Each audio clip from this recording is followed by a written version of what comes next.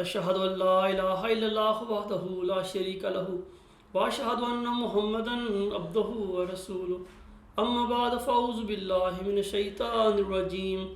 بسم اللہ الرحمن الرحیم الحمد للہ رب العالمین الرحمن الرحیم مالک یوم الدین ایاک نعبد و ایاک نستعین اہدنا الصراط المستقیم صراط الذین انعمت علیہم غیر المغضوب علیہم ولا الضالین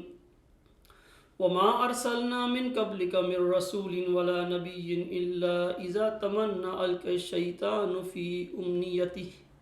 فینسخ اللہ ما یلقی الشیطان ثم یحکم اللہ آیاتہ واللہ علیم حکیم لِيَجْعَلَ مَا يُلْقِي الشَّيْطَانُ فِتْنَةً لِلَّذِينَ فِي قُلُوبِهِم مَّرَضٌ وَالْقَاسِيَةِ قُلُوبُهُمْ وَإِنَّ الظَّالِمِينَ لَفِي شِقَاقٍ بَعِيدٍ۔ خاکسار نے آپ کے سامنے سورۃ حج کی آیات 53 تا 54 تلاوت کی ہیں۔ ان آیات میں اللہ تعالیٰ فرماتا ہے اور ہم نے تجھ سے پہلے نہ کوئی رسول بھیجا اور نہ نبی، مگر جب بھی اس نے کوئی تمنا کی نفس کے شیطان نے اس کی تمنا میں بطور ملاوٹ کچھ ڈال دیا، تب اللہ اسے منسوخ کر دیتا ہے جو شیطان ڈالتا ہے، پھر اللہ اپنی آیات کو مستحکم کر دیتا ہے، اور اللہ دائمی علم رکھنے والا اور بہت حکمت والا ہے۔ سامعین کرام، ان آیات کے معنی اور مفہوم سے کسی بھی زمانے کا نبی یا رسول اور اس کی امت بالا نہیں ہے۔ جو اللہ تعالیٰ نے فرمایا ہے ویسا ہی ہوتا ہے۔ مثلاً اللہ تعالیٰ سورۃ احزاب کی آیت 41 میں فرماتا ہے ما کان محمد ابا احد من رجالکم ولکن رسول اللہ و خاتم النبیین وکان اللہ بکل شیء علیما، یعنی نہ محمد صلی اللہ علیہ وسلم تم میں سے کسی مرد کے باپ تھے نہ ہیں، لیکن اللہ کے رسول ہیں اور خاتم النبیین ہیں، اور اللہ ہر ایک چیز سے خوب آگاہ ہے۔ ایک حدیث میں حضرت صلی اللہ علیہ وسلم فرماتے ہیں وَأَنَا خَاتَمُ النَّبِيِّينَ وَلَا نَبِيَّ بَعْدِي، اور میں خاتم النبیین ہوں اور میرے بعد کوئی نبی نہیں۔ اب بظاہر اس حدیث میں حضرت صلی اللہ علیہ وسلم نے خاتم النبیین کے یہی معنی کیے ہیں کہ میرے بعد کوئی نبی نہیں، اور اسی وجہ سے امت محمدیہ میں بعض لوگوں نے حضرت صلی اللہ علیہ وسلم کے بعد انقطاع نبوت کا عقیدہ اپنا لیا ہے۔ اب اگر حضرت صلی اللہ علیہ وسلم کی اس حدیث سے یہ مراد لیا جائے کہ آپ صلی اللہ علیہ وسلم زمانے کے لحاظ سے آخری نبی تھے، اور آپ کے بعد اب اللہ تعالیٰ کسی کو بھی بطور نبی مبعوث نہیں فرمائے گا، تو ایسے معنی کلام اللہ کے خلاف ہیں جو آپ صلی اللہ علیہ وسلم پر نازل ہوا تھا۔ مثلا سورۃ فاتحہ میں اللہ تعالیٰ ہمیں یہ دعا سکھاتا ہے، اللہ تعالیٰ نے یہ دعا سکھائی ہے اہدنا الصراط المستقیم صراط الذین انعمت علیہم، اے اللہ ہمیں صراط مستقیم پر چلانا، یعنی ان لوگوں کے رستے پر چلانا جن پر آپ نے انعام کیے۔ اب یہ انعامات کیا ہیں؟ ان انعامات کی تفصیل اللہ تعالیٰ سورۃ النساء کی آیت 70 میں بیان فرماتا ہے۔ اللہ تعالیٰ فرماتا ہے وَمَن یُطِعِ اللَّهَ وَالرَّسُولَ فَأُولَٰئِکَ مَعَ الَّذِینَ أَنْعَمَ اللَّهُ عَلَیہم مِنَ النَّبِیِّینَ وَالصِّدِّیقِینَ وَالشُّہَدَاءِ وَالصَّالِحِینَ وَحَسُنَ أُولَٰئِکَ رَفیقًا،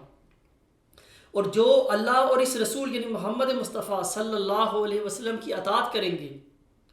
وہ ان لوگوں کے ساتھ ہوں گے جن پر اللہ نے انعام کیا، یعنی انبیاء اور صدیقین اور شہداء اور صالحین،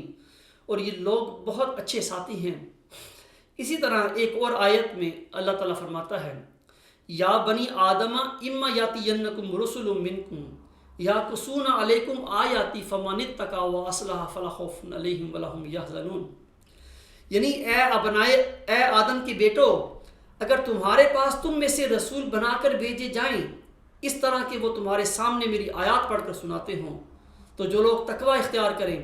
اور اصلاح کریں ان کو نہ کوئی خوف ہوگا اور نہ وہ غمگین ہوں گے۔ سامعین کرام، حدیث دراصل وحی مطلوع ہے۔ اس ادنا درجہ کی وحی میں جو حدیث کہلاتی ہے بعض صورتوں میں اجتہادی غلطی کا بھی دخل ہو جاتا ہے جسے اللہ تعالیٰ درمیان سے اٹھا دیتا ہے۔ اب اگر متذکرہ حدیث کے یہ معنی لیے جائیں کہ حضرت صلی اللہ علیہ وسلم زمانے کے لحاظ سے آخری نبی تھے، تو یہ معنی اس کلام اللہ کے خلاف ہو جاتے ہیں جو آپ صلی اللہ علیہ وسلم پر نازل ہوا تھا۔ اب کلام اللہ اور کلام رسول صلی اللہ علیہ وسلم تطبیق پیدا کرنے کے لیے، موافقت پیدا کرنے کے لیے ہمارے لیے ضروری ہے کہ ہم اس حدیث کے یہ معنی کریں کہ حضور صلی اللہ علیہ وسلم کی مراد یہ تھی کہ میں شرعی نبی ہوں اور میرے بعد کوئی ایسا نبی نہیں آئے گا جو قرآن مجید کو منسوخ کر دے، ورنہ نبوت کا انعام تو جاری و ساری ہے اور آپ صلی اللہ علیہ وسلم کی غلامی میں نبوت کا انعام مل سکتا ہے۔ سامعین کرام، اب حضرت صلی اللہ علیہ وسلم کے بعد امت محمدیہ میں بعض لوگوں نے جن کے دلوں میں بیماری تھی اور جن کے دل سخت ہو چکے تھے، انہوں نے آپ کی اس حدیث پر سخت پنجہ مارا اور ختم نبوت کا معروف عقیدہ بنا لیا، حالانکہ کلام اللہ جو آپ صلی اللہ علیہ وسلم پر نازل ہوا تھا ختم نبوت کے اس معروف عقیدے کو جھٹلاتا ہے۔ لیکن وہ لوگ جن کے دلوں میں بیماری تھی اور جن کے دل سخت ہو چکے تھے، انہوں نے کلام اللہ پر آپ صلی اللہ علیہ وسلم کے اجتہادی کلام کو ترجیح دی اور اس طرح فطرہ میں پڑ گئے اور آج تک فطرہ میں پڑے ہوئے ہیں۔ سامعین کرام، آئیں اب سورۃ حج کی متذکرہ آیات 53-54 کی ایک مثال احمدیہ سلسلے سے لیتے ہیں۔ 20 فروری 1886 کو اللہ تعالیٰ نے اپنے برگزیدہ بندے حضرت مرزا غلام احمد علیہ السلام کو ایک پیشگوئی بخشی۔ اس الہامی پیشگوئی میں آپ کو ایک لڑکے اور ایک غلام کی بشارت دی گئی تھی۔ اب غلام کا لفظ تو ذو معنی ہے اور اس سے مراد جسمانی بیٹا بھی ہو سکتا ہے اور کوئی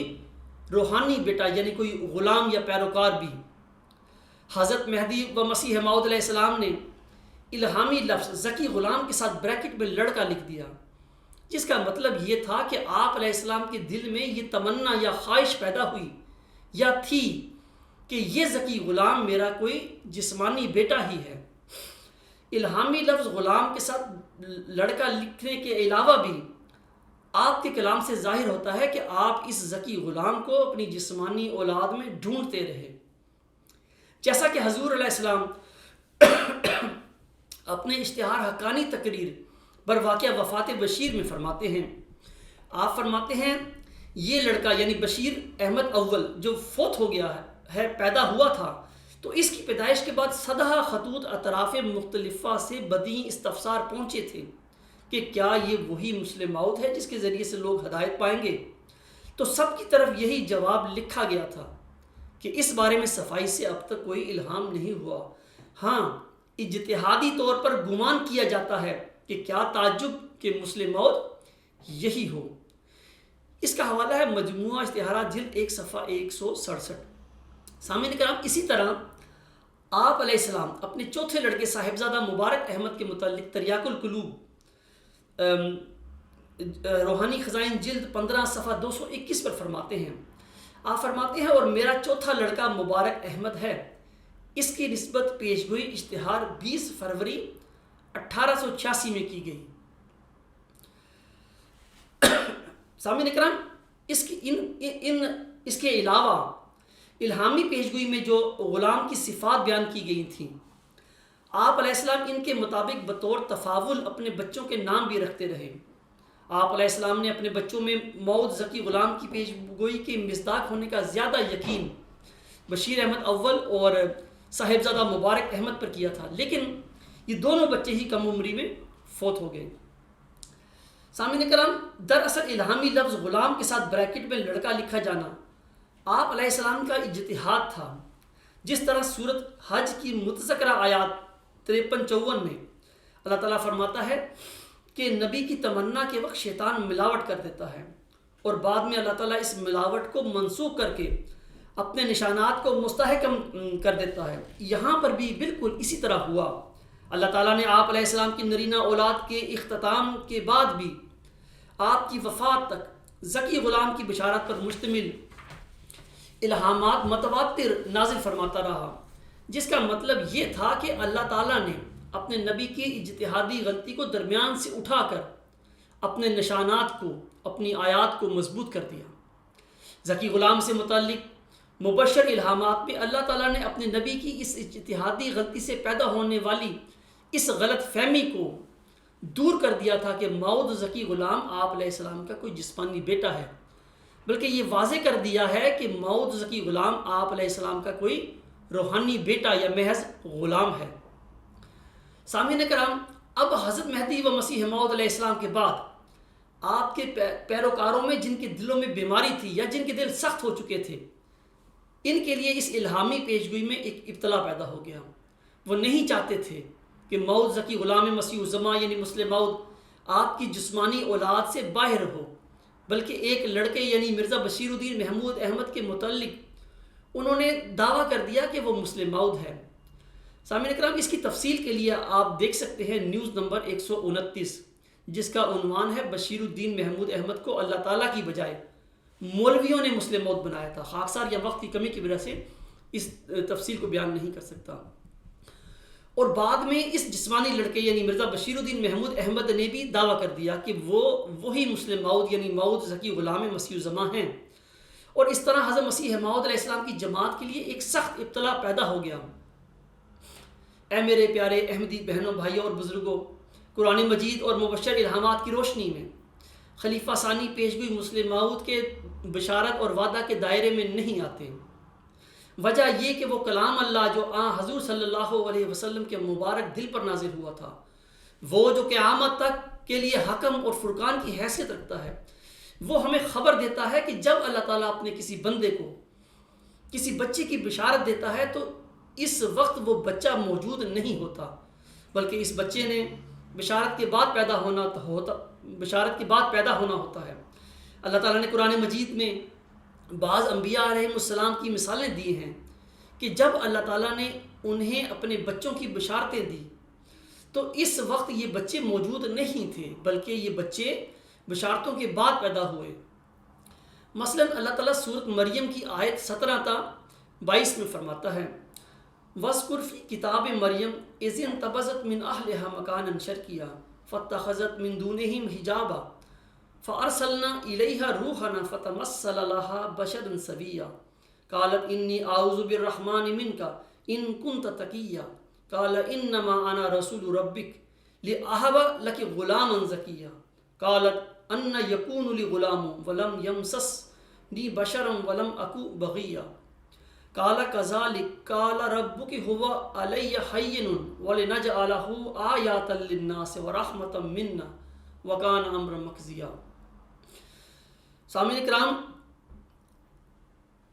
ان آیات کا ترجمہ اس طرح ہے، اور اس کتاب میں مریم کا ذکر کر جب وہ اپنے گھر والوں سے جدا ہو کر جانب مشرق ایک جگہ چلی گئی، بس اس نے اپنے اور ان کے درمیان ایک حجاب حائل کر دیا۔ تب ہم نے اس کی طرف اپنا فرشتہ بھیجا اور اس نے اس کے لیے ایک متناسب بشر کا تمثل اختیار کیا۔ اس نے کہا، میں تجھ سے رحمان کی پناہ میں آتی ہوں اگر تو تقوی شعار ہے۔ اس نے کہا، میں تو تیرے رب کا محض ایک ایلچی ہوں تاکہ تجھے ایک پاک خو لڑکا عطا کروں۔ اس نے کہا، میرے کوئی لڑکا کیسے ہوگا جبکہ مجھے کسی بشر نے چھوا تک نہیں اور میں کوئی بدکار نہیں۔ اس نے کہا، اسی طرح تیرے رب نے کہا ہے کہ یہ بات مجھ پر آسان ہے، اور ہم اسے پیدا کریں گے تاکہ ہم اسے لوگوں کے لیے نشان اور اپنی طرف سے مجسم رحمت بنا دیں، اور یہ ایک طے شدہ امر ہے۔ سامعین کرام، حضرت مریم علیہ السلام کے الفاظ میرے کوئی لڑکا کیسے ہوگا جبکہ مجھے کسی بشر نے چھوا تک نہیں، ان الفاظ سے ثابت ہوتا ہے کہ جب فرشتے نے حضرت مریم علیہ السلام کو بشارت دی تھی تو اس بشارت کے وقت مبشر وجود یعنی وہ وجود جس کی بشارت دی جا رہی تھی، یعنی مسیح عیسیٰ ابن مریم علیہ السلام، وہ بشارت کے وقت دنیا میں موجود نہیں تھے، بلکہ بشارت کے بعد پیدا ہوئے اور نبی بنے وغیرہ۔ اسی طرح قرآن مجید میں سورۃ الحجر کی آیات 45 تا 56، سورۃ صافات کی آیات 101 تا 103، سورۃ الزاریات آیات 29 تا 31، سورۃ آل عمران آیات 39 تا 41 اور 46 تا 48۔ اسی طرح سورۃ مریم آیات 8 تا 10 سے یہی امر ثابت ہوتا ہے کہ جب اللہ تعالیٰ نے اپنے کسی نبی یا ولی کو بچے کی بشارت دی تو بشارت کے وقت وہ بچہ دنیا میں موجود نہیں تھا، بلکہ بشارت کے بعد پیدا ہوا اور نبی بنا وغیرہ۔ سامعین کرام، ان حوالہ جات کی تفصیل نیوز نمبر 160 پر تفصیل کے ساتھ پڑھی جا سکتی ہے. وقت کی کمی کی وجہ سے خاکسار تمام آیات کو یہاں بیان نہیں کر سکے گا، لیکن ایک اور مثال بیان کر کے اپنے مضمون کو میں آگے بڑھاتا ہوں. اللہ تعالیٰ سورۃ ہود کی آیت 72 تا 73 میں فرماتا ہے وَامْرَأَتُهُ قَائِمَةٌ فَضَحِكَتْ فَبَشَّرْنَاهَا بِإِسْحَاقَ وَمِنْ وَرَاءِ إِسْحَاقَ يَعْقُوبَ قَالَتْ يَا وَيْلَتَا أَلِدُ وَأَنَا عَجُوزٌ وَهَٰذَا بَعْلِي شَيْخًا إِنَّ هَٰذَا لَشَيْءٌ عَجِیب. ترجمہ از تفسیر صغیر. اور اس یعنی ابراہیم کی بیوی بھی پاس ہی کھڑی تھی، اس پر وہ بھی گھبرائی. تب ہم نے اس کی تسلی کے لیے اس کو اسحاق اور اسحاق کے بعد یعقوب کی پیدائش کی بشارت دی. اس یعنی ابراہیم کی بیوی نے کہا ہائے میری ذلت، کیا میں بچہ جنوں گی حالانکہ میں بوڑھی ہو چکی ہوں اور میرا خاوند بھی بڑھاپے کی حالت میں ہے؟ یہ یقیناً عجیب بات ہے. فَبَشِّرْنَاهَا بِإِسْحَاقَ وَمِنْ وَرَاءِ إِسْحَاقَ یعقوب، یعنی تب ہم نے اس کی تسلی کے لیے اس کو اسحاق اور اسحاق کے بعد یعقوب. خلیفہ ثانی صاحب ترجمہ کرتے وقت یہاں یعقوب کے بعد بریکٹ میں کی پیدائش لکھتے ہیں، یعنی تب ہم نے اس کی تسلی کے لیے اس کو اسحاق کی اور اسحاق کے بعد یعقوب کی پیدائش کی بشارت دی. یہاں خلیفہ ثانی صاحب اس بات کو تسلیم کرتے ہیں کہ جب اللہ تعالیٰ اپنے کسی نبی یا ولی کو بچے کی بشارت دیتا ہے تو وہ بشارت اس بچے کی پیدائش کی ہوتی ہے. سامعین اکرام، سورۃ ہود کی ان آیات میں حضرت ابراہیم علیہ السلام کی بیوی کے الفاظ کہ ہائے میری ذلت، کیا میں بچہ جنوں گی حالانکہ میں بوڑھی ہو چکی ہوں اور میرا خاوند بھی بڑھاپے کی حالت میں ہے، ثابت کرتے ہیں کہ بشارت کے وقت مبشر وجود یعنی حضرت اسحاق اور حضرت یعقوب علیہ السلام دنیا میں موجود نہیں تھے، بلکہ وہ اپنی بشارت کے بعد پیدا ہوئے اور پھر نبی بنے وغیرہ. اللہ تعالیٰ سورۃ فتح کی آیت 24 میں فرماتا ہے سنت اللہ التی قد خلت من قبل ولن تجد لسنت اللہ تبدیلا. یہ اللہ کی سنت ہے جو پہلے بھی گزر چکی اور تو اللہ کی سنت میں ہرگز کوئی تبدیلی نہیں پائے گا. اب ان آیات میں اللہ تعالیٰ نے خوب کھول کھول کر اپنی اس سنت کی وضاحت فرمائی ہے کہ جب میں اپنے کسی بندے کو کسی بچے کی بشارت دیا کرتا ہوں تو اس وقت یہ بچہ مبشر وجود موجود نہیں ہوتا بلکہ بشارت کے بعد پیدا ہوا کرتا ہے. یہ ایک ایسی حقیقت ہے سامعین اکرام جس سے انکار ممکن نہیں. غلام سے متعلق مبشر الہامات 1881 سے شروع ہو کر حضور علیہ السلام کی وفات سے تھوڑا سا عرصہ پہلے یعنی 6-7 نومبر 1907 تک جاری رہتے ہیں. ان الہامات کا ترتیب و نزول سامعین کرام الغلام.com پر نیوز نمبر 160 پر سے پڑھا جا سکتا ہے. وقت کی کمی کی وجہ سے خاکسار یہاں صرف چند الہامات کا تذکرہ کرے گا. 20 فروری 1886 کی مفصل الہامی پیشگوئی کے بعد اللہ تعالیٰ 13 اپریل 1899 کو ایک الہام میں آپ سے فرماتا ہے اسبر ملین صاحب ہو لکا غلامن زکیہ. اسبر ملین صاحب لکا غلامن زکیہ یعنی کچھ تھوڑا عرصہ صبر کر، میں تجھے ایک ذکی غلام عنقریب عطا کروں گا. اسی طرح پھر 1906 میں آپ کو الہام ہوتا ہے انا نبشرک بغلام مظہر الحق والعلاقان اللہ نزل من السماء. ہم ایک غلام کی تجھے بشارت دیتے ہیں جو حق اور اللہ کا مظہر ہوگا، گویا آسمان سے خدا اترے گا. سامعین اکرام، اسی طرح پھر اکتوبر 1907 میں الہام ہوتا ہے انا نبشرک بغلام حلیم ینزل منزل المبارک ساقیہ آمدن عید مبارک بادت. یعنی ہم تجھے ایک غلام کی بشارت دیتے ہیں جو مبارک احمد کی شبیہ ہوگا، ایسا کہ عید کا آنا تجھے مبارک ہو. پھر 6-7 نومبر 1907 کو اس سلسلے کا آخری الہام ہوتا ہے ساحب لک غلامن زکیہ رب حبلی ذریۃ طیبۃ انا نبشرک بغلام اسمہ یحییٰ الم تر کیف فعل ربک باصحاب الفیل.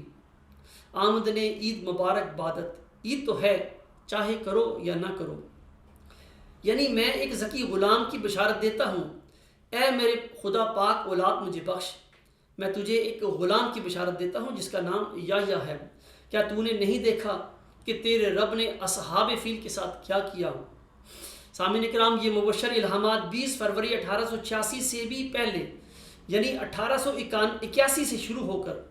حضور علیہ السلام کی وفات سے تھوڑا سا عرصہ پہلے یعنی 6-7 نومبر 1907 تک جاری رہتے ہیں۔ سنت اللہ کے مطابق اس ذکی غلام نے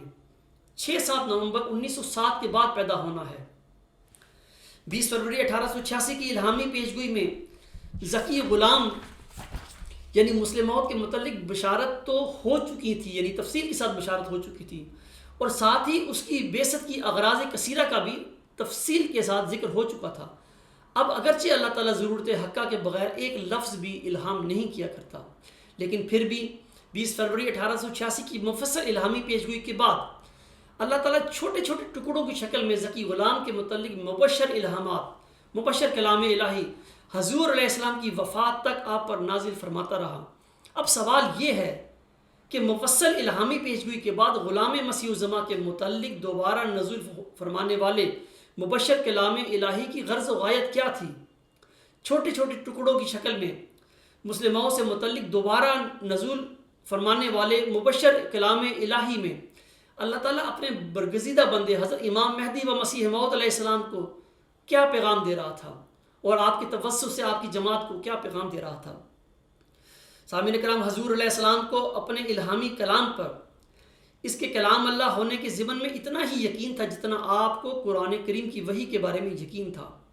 آپ اپنی وحی کے متعلق آئینہ کمالات اسلام روحانی خزائن جلد 15 صفحہ 21 پر فرماتے ہیں، آپ فرماتے ہیں اگر میری وحی قرآن کے خلاف ہو تو میں اسے تھوک کی طرح پھینک دوں۔ آپ علیہ السلام نے بڑا زور دے کر یہ بھی فرمایا ہے کہ ہر سچا الہام اسی الہی سنت کے مطابق ہونا چاہیے جو قرآن کریم میں وارد ہو چکی ہے، اور یہ ممکن نہیں کہ ایک الہام سچا ہو اور پھر وہ پورا بھی سنت الہی یعنی قرآنی سنت کے مخالف ہو۔ آپ فرماتے ہیں یہ یاد رکھنا چاہیے کہ ہر ایک الہام کے لیے وہ سنت اللہ بطور امام اور مہیمن اور پیش رو کے ہے جو قرآن میں وارد ہو چکی ہے، اور ممکن نہیں کہ کوئی الہام اس سنت کو توڑ کر ظہور میں آوے، کیونکہ اس سے پاک نوشتوں کا باطل ہونا لازم آتا ہے۔ سامعین کرام، جب ہم قرآن مجید کی روشنی میں غلام مسیح الزماں کے متعلق مبشر الہامات کو دیکھتے ہیں تو ہمیں پتہ چلتا ہے کہ مسلم موعود کے متعلق بار بار نازل ہونے والے مبشر کلام الہی میں اللہ تعالیٰ اپنے مہدی و مسیح موعود علیہ السلام کو اور آپ کے توسط سے آپ کی جماعت کو یہ پیغام دے رہا تھا کہ ابھی تک وہ مسلم موعود، وہ ذکی غلام پیدا نہیں ہوا۔ وہ ذکی غلام اپنی آخری بشارت یعنی 6-7 نومبر 1907 کے بعد پیدا ہوگا۔ اللہ تعالیٰ اس مبشر کلام الہی میں سمجھا رہا تھا کہ کبھی ایسا نہیں ہوا کہ میں نے اپنے کسی نبی یا ولی کو کسی بچے کی بشارت دی ہو جبکہ وہ بچہ اس کی گود میں ہو یا اس کے گھر میں کھیلتا پھر رہا ہو۔ یہ بات میری سنت کے خلاف ہے، اور ہم دیکھتے ہیں کہ اسی طرح نہ صرف حضور علیہ السلام کے، ہم دیکھتے ہیں کہ اس طرح نہ صرف حضور علیہ السلام کے سارے جسمانی لڑکے بلکہ وہ تمام روحانی لڑکے بھی جو آپ کی ذریت یعنی جماعت میں 6-7 نومبر 1907 سے پہلے پیدا ہو چکے تھے، پیشگوئی مسلم موعود کے دائرۂ بشارت سے باہر نکل جاتے ہیں۔ اور یہ کہ ذکی غلام یعنی مسیح مبارک احمد یا مسلم موعود نے اپنی آخری بشارت، اپنے آخری الہام جو کہ 6-7 نومبر 1907 کو نازل ہوا تھا کے بعد جماعت میں پیدا ہونا ہے۔ سامعین کرام، قرآن کریم کی روشنی میں ذکی غلام کے متعلق الہامی بشارات ہماری یہ رہنمائی فرماتی ہیں کہ حضرت مہدی و مسیح موعود علیہ السلام کا کوئی بھی جسمانی لڑکا پیشگوئی مسلم موعود کے دائرۂ بشارت میں نہیں آتا، اور اس طرح آنے والے مسلم موعود اور مسلم موعود دراصل حضرت مہدی و مسیح موعود علیہ السلام کا اسی طرح روحانی فرزند ہے جس طرح آپ بذات خود حضرت صلی اللہ علیہ وسلم کے روحانی فرزند تھے۔ ذکی غلام یعنی مسیح مبارک احمد نہ حضور علیہ السلام کی زندگی میں آپ کے گھر میں پیدا ہوا اور نہ ہی آپ کی وفات کے بعد آپ کے گھر میں پیدا ہوا۔ سامعین کرام، حضور علیہ السلام کی وفات کے بعد مخالفین نے کافی شور و غوغا کیا کہ ذکی غلام اور مسیح مبارک احمد جس سے قوموں نے برکت پانی تھی وہ مرزا صاحب کے گھر میں پیدا ہی نہیں ہوا، لہٰذا مرزا صاحب نعوذ باللہ اپنے دعوی میں جھوٹے ہیں۔ حضرت بانی جماعت علیہ السلام کی وفات کے وقت مرزا بشیر الدین محمود احمد صاحب کی عمر 19 سال تھی، اور اس وقت آپ رسالہ تشہیز الاذہان کے ایڈیٹر بھی تھے. تو آپ اپنے ایک مضمون جو رسالہ تشہیز الاذہان میں جون جولائی 1908 میں شائع ہوا تھا، اس میں فرماتے ہیں، یعنی مخالفین کے اعتراضات کے جواب دیتے ہوئے آپ فرماتے ہیں تیسری بات جس پر اعتراض کیا جاتا ہے وہ 5ویں بیٹے کی پیش گوئی ہے، جس کی نسبت مخالفین سلسلہ کا خیال ہے کہ وہ اب تک پوری نہیں ہوئی،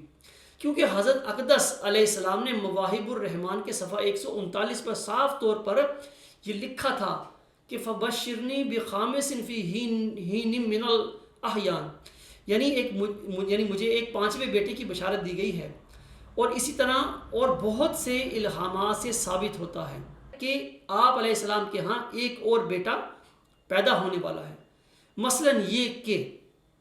ان نبشرک بغلام حلیم ینزل منزل المبارک ساحب لک غلاما زکیا رب هب لی ذریۃ طیبۃ ان نبشرک بغلام اسمہ یحییٰ مظہر الحق والعلا کان اللہ نزل من السماء. مگر ان پیشگوئیوں کے ساتھ ہی مخالفین کو یاد رکھنا چاہیے کہ حضرت اقدس علیہ السلام کا ایک الہام جو کہ اخبار الحکم 30 جون 1899 کو شائع ہو چکا ہے، یعنی انی اسکت من اللہ و اصیبہ، یعنی میں اللہ کی طرف سے آتا ہوں اور اسی کی طرف جاتا ہوں. پھر اس کے بعد الہام ہوا کفا حاضہ، اور ساتھ ہی لکھا ہے کہ یہ مبارک احمد کی نسبت، یہ مبارک احمد کی ولادت کے وقت کے الہام ہیں. اب ہر ایک غور کرنے والا انسان سمجھ سکتا ہے کہ پہلے الہام سے تو ثابت ہوتا ہے کہ ایک لڑکا پیدا ہونے والا ہے جو بچپن میں ہی فوت ہو جائے گا، اور دوسرے الہام کے یہ معنی ہے کہ یہ نسل یا یہ اولاد کافی ہے اور اب اس کے بعد کوئی نرینہ اولاد نہیں ہوگی. چنانچہ پہلے الہام کے مطابق مبارک احمد 8 سال کی عمر میں فوت ہو گیا، اور دوسرے الہام کے مطابق آپ کے ہاں اور کوئی نرینہ اولاد نہیں ہوئی، اور 3-4 برس کا عرصہ دراز گزرا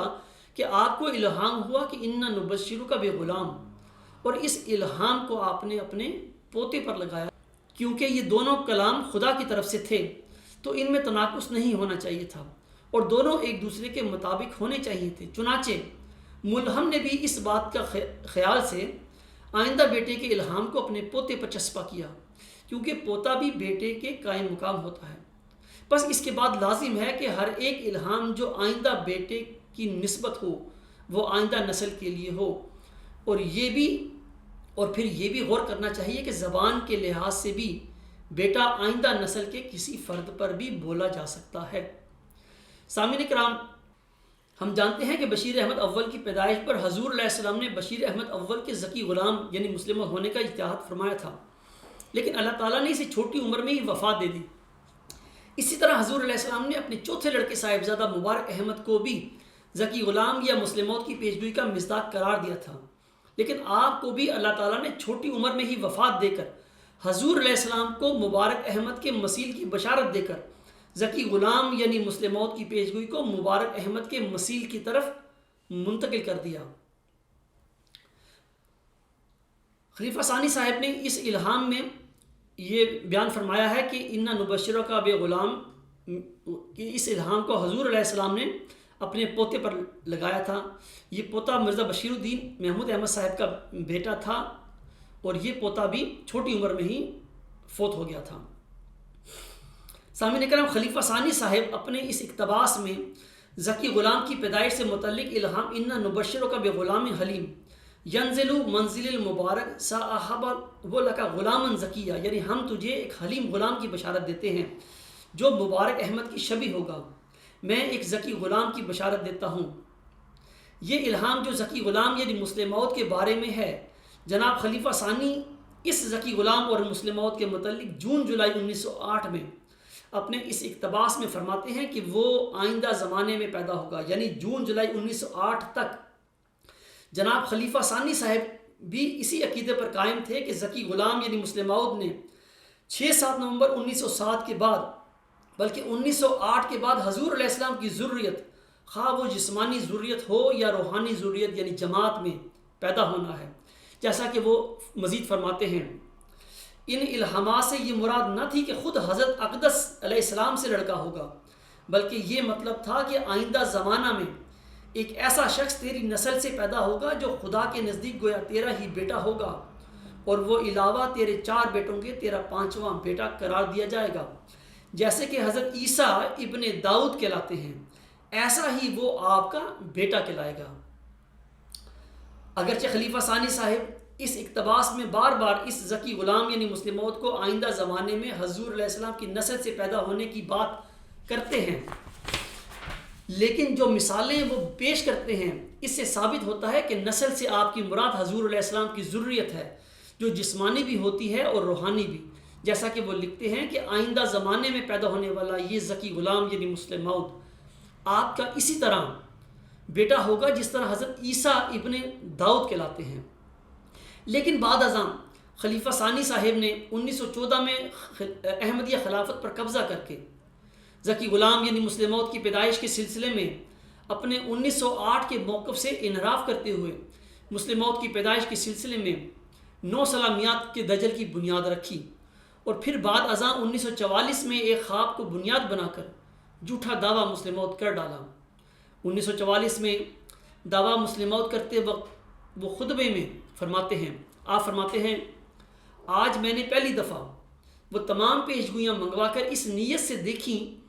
کہ میں ان پیشگوئیوں کی حقیقت کو سمجھوں اور دیکھوں کہ اللہ تعالیٰ نے ان میں کیا کچھ بیان فرمایا ہے۔ الفضل 1 فروری 1944 صفحہ 5 کالم 2۔ سامعین اکرام، دعویٰ مسلم موعود سے بہت پہلے جون 1937 میں خلیفہ ثانی صاحب چودھری ظفر اللہ خان صاحب کو ایک خط میں فرماتے ہیں، جہاں تک میں نے ان پیشگوئیوں پر غور کیا ہے تو 90% باتیں میرے زمانہ خلافت کی کامیابیوں سے تعلق رکھتی ہیں۔ فرماتے ہیں جہاں تک میں نے ان پیشگوئیوں پر غور کیا ہے تو 90% باتیں میرے زمانہ خلافت کی کامیابیوں سے تعلق رکھتی ہیں۔ جنوری 1944 میں خواب دیکھنے کے بعد دعویٰ کرتے وقت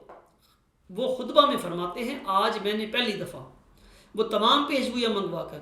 اس نیت سے دیکھیں کہ میں ان پیشگوئیوں کی حقیقت کو سمجھوں اور دیکھوں کہ اللہ تعالیٰ نے ان میں کیا کچھ بیان فرمایا ہے۔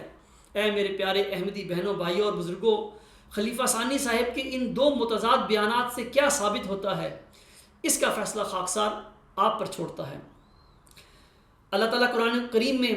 حضرت صلی اللہ علیہ وسلم کے ذکر میں فرماتا ہے وَلَوْ تَقَوَّلَ عَلَيْنَا بَعْضَ الْأَقَاوِيلِ لَأَخَذْنَا مِنْهُمْ بِالْيَمِينِ ثُمَّ لَأَقْطَعْنَا مِنْهُ الْوَتِينَ فَمَا مِنْكُمْ مِنْ أَحَدٍ عَنْهُ حَاجِزِينَ۔ سورۃ الخاقہ آیات نمبر 45 تا 48۔ یعنی اور اگر یہ شخص یعنی محمد صلی اللہ علیہ وسلم ہماری طرف جھوٹا الہام منسوب کر دیتا، خواہ ایک ہی ہوتا تو ہم یقیناً اس کو دائیں ہاتھ سے پکڑ لیتے اور اس کی رگِ جان کاٹ دیتے، اور اس صورت میں تم میں سے کوئی نہ ہوتا جو اسے درمیان میں حائل ہو کر خدا کی پکڑ سے بچا سکتا۔ ترجمہ از تفسیر صغیر۔ سامعین اکرام، ان آیات الہی کی روشنی میں حضرت مہدی و مسیح موعود علیہ السلام جھوٹے مدعی الہام کے متعلق فرماتے ہیں، آپ فرماتے ہیں اسی وجہ سے میں بار بار کہتا ہوں کہ صادق کے لیے حضرت صلی اللہ علیہ وسلم کی نبوت کا زمانہ نہایت صحیح پیمانہ ہے، اور ہرگز ممکن نہیں کہ کوئی شخص جھوٹا ہو کر اور خدا پر افطرا کر کے حضرت صلی اللہ علیہ وسلم کے زمانہ نبوت کے موافق یعنی 23 برس تک مہلت پا سکے، ضرور ہلاک ہوگا۔ اربعین نمبر 4 دسمبر 1900 بحوالہ روحانی خزائن جلد 17 صفحہ 434۔ سامعین اکرام، واضح رہے کہ صادقوں کو مخالفین اور کفار اذیتیں دیا کرتے ہیں، بلکہ بعض اوقات ان کے ہاتھوں اللہ تعالیٰ کے برگزیدہ رسول اور مصلحین شہید بھی ہوئے ہیں، لیکن دنیا مذہب میں ہمیں کسی ایک صادق کی بھی ایسی مثال نہیں ملتی کہ کفار کے ہاتھوں اس کی شرح قطع ہوئی ہو۔ جھوٹے مدعی الہام کی شرح کا قطع ہو جانا اس کے مفتری ہونے کا قطعی ثبوت ہے۔ اللہ تعالیٰ نے اپنے کلام میں ایسے لوگوں کے لیے یہ سزا مقرر کر چھوڑی ہے، اور اس سے کسی بھی متقی مسلمان کو مفر نہیں۔ سامعین کرام، اب قرآن کریم کی روشنی میں ذکی غلام سے متعلق مبشر الہامات سے یہ حقیقت اظہر من الشمس ہے کہ خلیفہ ثانی صاحب نے حلف اٹھا کر جو دعویٰ مسلم موعود کیا تھا، وہ دعویٰ قطعی طور پر ایک جھوٹا دعویٰ تھا۔ اب سوال یہ پیدا ہوتا ہے کہ آیا خلیفہ ثانی مفتری اللہ کے متعلق اللہ تعالیٰ کی مقرر کردہ سزا کی زد میں آئے تھے یا کہ نہیں؟ خاکسار یہاں عرض کرتا ہے کہ متذکرہ قطع وطین کا یہ قرآنی فرمان اپنی قہری تجلی کے ساتھ خلیفہ ثانی کی ذات میں پورا ہوا، اور تاریخ احمدیت میں یہ ایک ایسا منفرد واقعہ ہے جسے کسی احمدی کے لیے انکار کرنا ممکن ہی نہیں۔ خلیفہ ثانی صاحب کے جھوٹے دعویٰ مسلم موت کے 10 سال بعد یعنی 10 مارچ 1954 کے دن آیات مذکورہ کی وعید جس طرح خلیفہ ثانی صاحب کی ذات میں پوری ہوئی، اس کی تفصیل آپ الغلام.com پر کتاب آمدن عید مبارک بادت کے صفحہ 230 پر سے پڑھ سکتے ہیں۔ جیسا کہ حضرت مہدی و مسیح موعود علیہ السلام فرماتے ہیں کہ کوئی بھی مفتری علی اللہ، جھوٹا مدعی الہام حضور صلی اللہ علیہ وسلم کی طرح دعویٰ کے بعد 23 سال کا زمانہ نہیں پا سکتا۔ اسی طرح حضور علیہ السلام یہ بھی ارشاد فرماتے ہیں کہ مفتری علی اللہ کو اللہ تعالیٰ نہ صرف ہلاک کرتا ہے بلکہ اسے سزا بھی دیتا ہے۔ اگر کوئی قادیانی احمدی یہ اعتراض کرے کہ خلیفہ ثانی اس حملے کے نتیجے میں فوت نہیں ہوئے تھے تو جواباً عرض ہے کہ اولاً یہ کہ اگر کسی جھوٹے شخص کی شرح کاٹ کر اللہ تعالیٰ اسے موقع پر ہی ہلاک کر دے تو اس سے مذکورہ آیات میں اللہ تعالیٰ نے جھوٹے ملہموں کو جو وعید سنائی ہے اس کی غرض و غایات پوری نہیں ہو سکتی۔ وہ اس طرح کے جھوٹے ملہم کی ہلاکت، بے شک یہ ہلاکت شہرک کے کٹنے سے ہی ہوئی ہو کہ بعد اس کے مرید تو اسے مظلوم امام یا شہید اور نہ جانے کیا کیا بناتے پھریں، لہٰذا اس طرح ضروری ہوا کہ اللہ تعالیٰ ایسے مفتری کو نہ صرف 23 سال سے کم عرصہ میں ہلاک کرے بلکہ اسے اذیت ناک سزا بھی دے تاکہ اس کے مرید اسے شہید اور شہید اعظم وغیرہ نہ بنا سکیں۔ ثانیاً یہ کہ خلیفہ ثانی صاحب اس حملہ کے فوراً بعد اگر ہلاک ہو جاتے تو پھر لوگوں کو کس طرح پتہ چل سکتا تھا کہ اللہ تعالیٰ نے جھوٹے ملہم کے لیے اپنی مقرر کردہ سزا کے مطابق اس کی شرح قطع کر دی تھی۔ اللہ تعالیٰ نے اس حقیقت پر سے پردہ اٹھانے کے لیے خلیفہ ثانی کو موقع پر مرنے سے بچا کر ان کے طبی معائنوں کے ذریعے قطع وطین کا یہ عبرتناک ثبوت لوگوں کو دکھایا۔ فاتبروا یا اولی الابصار، فاتبروا یا اولی الابصار۔ سامعین کرام، خلیفہ ثانی صاحب 1944 میں دعویٰ مسلم موت کرنے سے پہلے 2 اگست 1939 کے خطبہ جمعہ میں فرماتے ہیں اور اگر مسلم موت کی جو علامات بیان کی گئی ہیں وہ مجھ میں نظر نہ آئیں تو خواہ جماعت مجھے مسلم موت قرار دے میں مسلم موت نہیں بن سکتا۔ لوگ کہیں گے جب علامات پوری نہیں ہوئیں تو مسلم موت کس طرح ہو گئے؟ مثلا مسلم موت کے متعلق اللہ تعالیٰ نے جو علامات بتائی ہیں ان میں سے بعض یہ ہیں کہ وہ اسیروں کی رستگاری کا موجب ہوگا، زمین کے کناروں تک شہرت پائے گا اور قومیں اس سے برکت پائیں گی۔ اب اگر یہ علامات میرے متعلق نہیں تو کسی کو کچھ لکھنے کی کیا ضرورت ہے؟ جب میں اسیروں کی رستگاری کا موجب نہیں ہوں گا اور جب میں زمین کے کناروں تک شہرت نہیں پاؤں گا تو لوگ خود بخود فیصلہ کر لیں گے کہ میں مسلم موت نہیں۔ اصل چیز نام نہیں بلکہ کام ہے، اصل چیز احمدیت کی فتح اور اسلام کا غلبہ ہے۔ یہی کام حضرت مسیح موعود علیہ السلام کا تھا اور یہی کام میرا ہے۔ الفضل 2 اگست 1939 نمبر 173 جلد 17۔ سامعین کرام، خلیفہ ثانی صاحب کا اسیروں کی رستگاری کا موجب ہونا تو درکنار، انہیں اور ان کی جماعت کو آج تک یہ سمجھ نہ آ سکی کہ یہ اسیر دراصل کون ہے جن کی رستگاری کا وعدہ دیا گیا تھا، اور پھر زمین کے کناروں تک شہرت پانا تو درکنار، خلیفہ ثانی تو چنیوٹ کے کناروں تک بھی شہرت نہ پا سکے۔ دنیا کے کناروں تک شہرت پانا تو درکنار، خلیفہ ثانی صاحب کو تو جماعت احمدیہ سے باہر کوئی نہیں جانتا۔ اور پھر کہاں ہیں وہ قومیں جنہوں نے خلیفہ ثانی صاحب سے برکت پائی؟ کہاں ہے احمدیت کی فتح اور اسلام کا غلبہ؟ احمدیت کی فتح اور اسلام کا غلبہ تو درکنار، خلیفہ ثانی صاحب اور آپ کے قادیانی بدکاروں نے زناکاریاں کر کے احمدیت کے حسین چہرے پر کالک ملدی ہوئی ہے۔ آج اسلام اور احمدیت کی آخری سانسیں چل رہی ہیں۔ کہاں ہے اسلام اور احمدیت کا غلبہ؟ فتدبروا یا ایھا العاقلون۔ سامعین کرام، خلیفہ ثانی صاحب 28 جنوری 1944 کے خطبہ جمعہ میں اپنی خواب جس کو بنیاد بنا کر انہوں نے دعویٰ مسلم موت کیا تھا، اس کے ضمن میں فرماتے ہیں، آپ فرماتے ہیں اس رویا میں 3 پیشگوئیوں کی طرف اشارہ کیا گیا ہے۔ پہلی پیشگوئی جس میں یہ ذکر ہے کہ 1900 سال سے کنواریاں میرا انتظار کر رہی تھیں، وہ در حقیقت حضرت عیسیٰ علیہ السلام کی ایک پیشگوئی ہے جس کا انجیل میں ذکر آتا ہے۔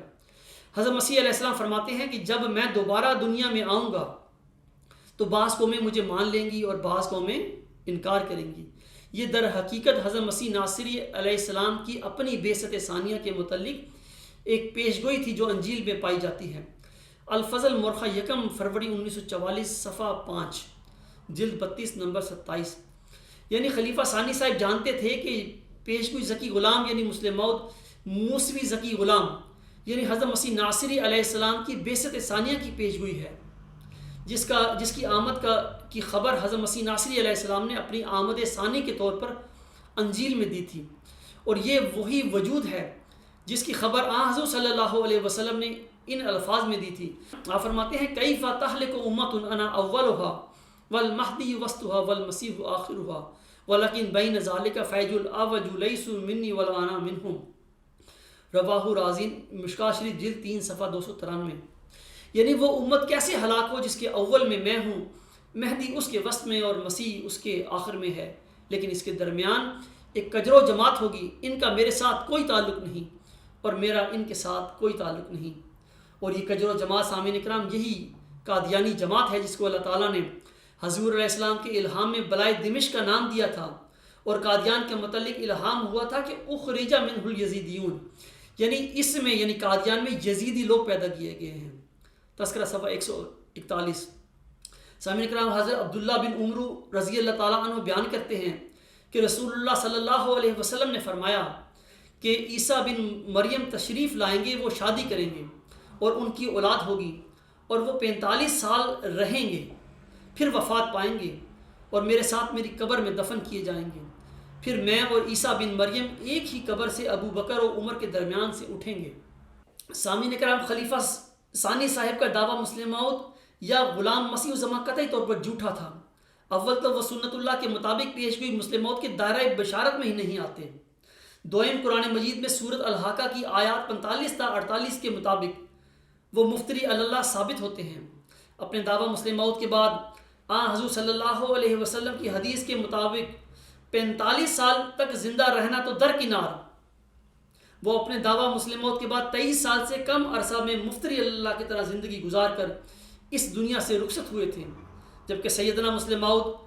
موعود ذکی غلام مسیح الزماں اور موعود مسیح ابن مریم حضرت عبدالغفار جنبہ علیہ السلام کے حق میں وہ تمام علامات جو انجیل میں حضرت عیسیٰ علیہ السلام کی آمد ثانی کے لیے بیان فرمائی گئی تھی آپ کے حق میں پوری ہو چکی ہیں۔ اسی طرح وہ علامات اور حالات و واقعات جو حضرت صلی اللہ علیہ وسلم نے آخری زمانے میں موعود مسیح ابن مریم کی آمد کے لیے بیان فرمائے تھے، وہ سب بھی بڑی شان و شوکت کے ساتھ آپ علیہ السلام کے وقت میں پورے ہو چکے ہیں۔ انشاءاللہ وہ وقت بھی دور نہیں جب احمدیت اور اسلام کا غلبہ آپ کے ذریعے سے بڑی شان کے ساتھ رونما ہوگا۔ سامعین کرام آخر میں اس دعا کے ساتھ کہ اللہ تعالی ہمارے احمدی بہنوں بھائیوں اور بزرگوں کو احمدیت میں پیدا ہونے والے دجال مرزا بشیر الدین محمود احمد کی اسیری سے نجات بخشتے ہوئے موعود مسیح ابن مریم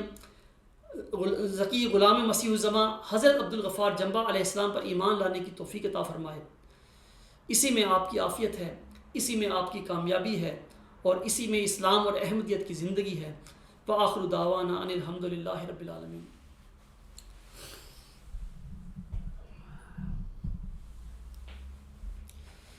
الحمد للہ نحمده ونستعینه ونستغفره ونؤمن به ونتوکل علیہ ونعوذ باللہ من شرور انفسنا ومن سیئات اعمالنا من يهده الله فلا مضل له ومن يضلل فلا هادي له ونشهد ان لا اله الا الله ونشهد ان محمدا عبده ورسوله عباد الله رحمكم الله ان الله يأمر بالعدل والإحسان وإيتاء ذي القربى وينهى عن الفحشاء والمنكر والبغي يعظكم لعلكم تذكرون اذكروا الله يذكركم وادعوه يستجب لكم ولذكر الله أكبر۔